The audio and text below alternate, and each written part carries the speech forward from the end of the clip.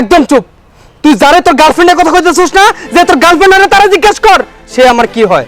সে আমার আপন বোন। বোন? নিজুম কি বলছে এই অটলাটা? কি রে, কস না কেন? এখনো চুপ করে থাকবি? কথা কো। মানে এই চুপ! আরেকটা কথা কবি না। আসো। এই খালি যাবি?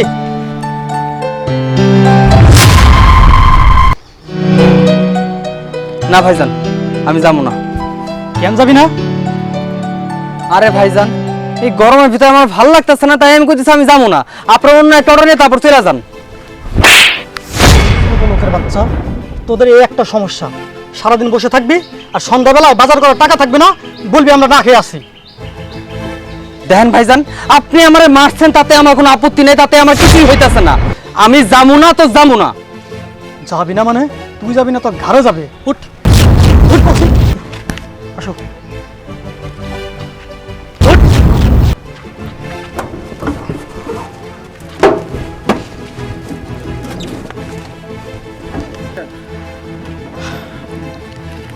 কি হলো, তাড়াতাড়ি যা। শোনো, আমরা প্রতিদিন যে হোটেলে যাই, আজকে কিন্তু সেখানে যাব না। ওখানে একটু সমস্যা আছে, বুঝছো? আমরা বরং আজকে অন্য একটা হোটেলে যাবো। হ্যাঁ? আরে ভাই,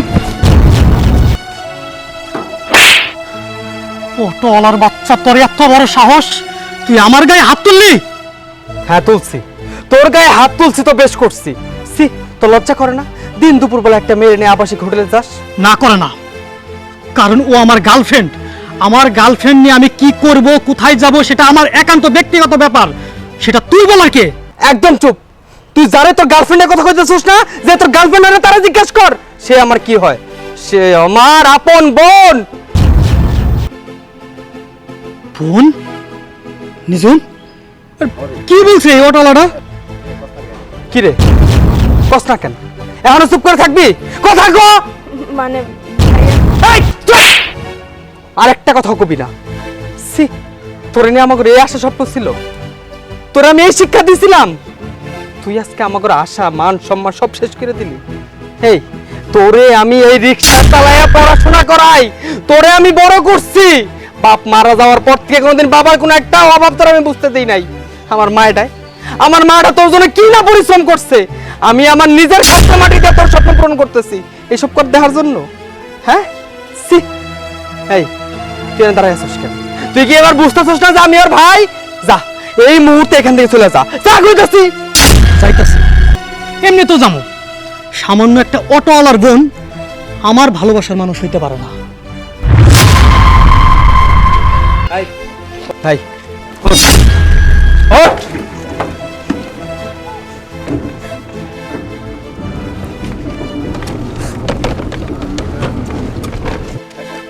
কি রে শুভ, তুই ওরে ধাক্কা দিয়ে ফালাই দিলি কেন?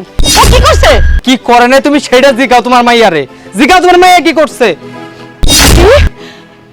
তোর শরীরে অন্য মানুষে হাত তুলছে, তা আবার ওর সামনে? তুই কিছু কষ্ট নাই? তুই কিছু কষ্ট নাই? তোর সামনে তোর ভাইয়ের হাত তুলছে, তুই কিছু কষ্ট নাই? মা, আপনি ওর সাথে এমন করতেছেন কে? কি হয়েছে? তোর মতো একটা জানোয়ার রে আমি আমার পেটে ধরছিলাম।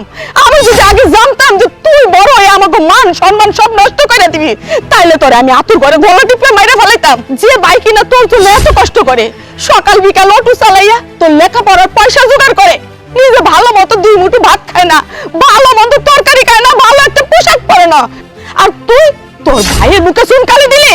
তোর লজ্জা করলো না? তোর এক বড় বুকটা কাটতে উঠলো না? তোর বাপ মারা যাওয়ার পর থেকে ছেলেটা আমার এই সংসারের জন্য খাটতে খাটতে জানটা শেষ হয়ে গেছে।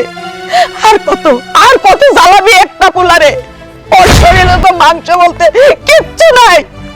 এই মুহূর্তে এই বাড়ি থেকে বাইরে যাবি, তুই এই বাড়ি থেকে বাইরে যা। আমি ভাববো আমার একটাই মাত্র সন্তান, আর কোনো সন্তান ছিল না। আমার মাইয়া মরে গেছে। বৌমা, তুমি ওর ঘাট ধাক্কা দিয়ে বাইর করে দাও, বার করো। মা, আপনি অসুস্থ, আপনি চুপ করেন। বোন, তুই এই কাজটা না করলেও পারতি।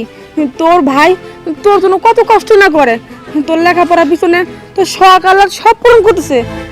মেয়েদের তো ইজ্জতটাই সবচেয়ে বড়, এছাড়া তো বড় কিছু থাকে না। তো সেই ইজ্জতটা বিলাই দিলি, এটা তুই একদম ঠিক করিস না। তোর ভাইয়ের কত স্বপ্ন, তুই একটা বড় ডাক্তার হবি, আমাদের মনের আশা পূরণ করবি, আর সব কিছুর মধ্যে ছাই ঢেলে দিলি। তুই মাপ চা, মার কাছে মাপ চা।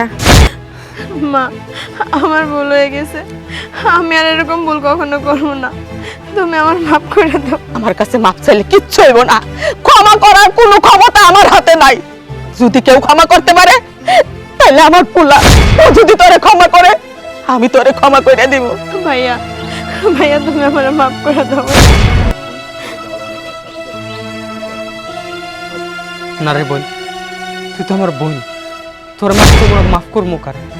দেখ বোন, তোর নিয়ে আমার অনেক স্বপ্ন, তোর আমি ডাক্তার বানাবো, তুই ডাক্তার হবি, মানুষজনের সেবা করবি, মানুষজনের পাশে দাঁড়াবি। কিন্তু বোন, তুই যদি আমার স্বপ্নটা এইভাবে শেষ করে দেস তাহলে কি হয় ক? এ দেখ, তুই যারে ভালোবাসা তোর সর্বস্ব দিয়ে দিছস, সেই লোক তার নিজের স্বার্থের জন্য তোরে ছেড়ে চলে গেছে। কিন্তু আমরা, আরে আমি তো তোর ভাই, উনি তো তোর মা, উনি তো তোর ভাবি, এরা পারবে না তোরা ছেড়ে দিতে। বোন রে, তোর কাছে আমি হাত জোর করে অনুরোধ করতেছি, আর কোনোদিন এই ধরনের কাজ করিস না। আজকে থেকে ঠিকঠাকভাবে পড়াশোনা করবি আর ঠিকঠাকভাবে বাড়ির কাজ কাম করবি, তোরা কিছু করতে হইব না, তোর যাবতীয় যা লাগে আমি দেবো। মা, বউ, ওরে নিয়ে ঘরে নিয়ে যাও, চল, ঘরে চল, চলো চলো।